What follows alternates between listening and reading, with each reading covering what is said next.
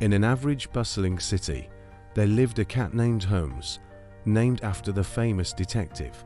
Holmes belonged to a retired investigator, Mr. Granger, whose sharp instincts had rubbed off on his feline companion. Though Mr. Granger had long since hung up his hat, Holmes had taken up the mantle in his own unique way. One morning, news spread that the city's most popular artisan bakery, which happened to be right around the corner from Mr. Granger's apartment, had been robbed. The cash register and safe were both emptied, and the police were stumped. There were no signs of forced entry, no security footage, just a clean getaway. Holmes lounged by the window as Mr. Granger read the paper. As he read the headline aloud, Holmes' nose twitched, catching a scent only he could detect. Without hesitation, Holmes leapt from his perch and darted out the window onto the fire escape.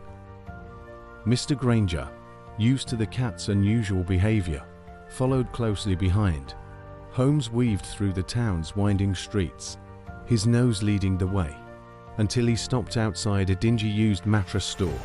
The place had long been the subject of rumors. Most people joked it was a front for something shady, but no one ever investigated further. Holmes stared at the front door, tail twitching, and Mr. Granger knew something was amiss. He called the police, who arrived within minutes.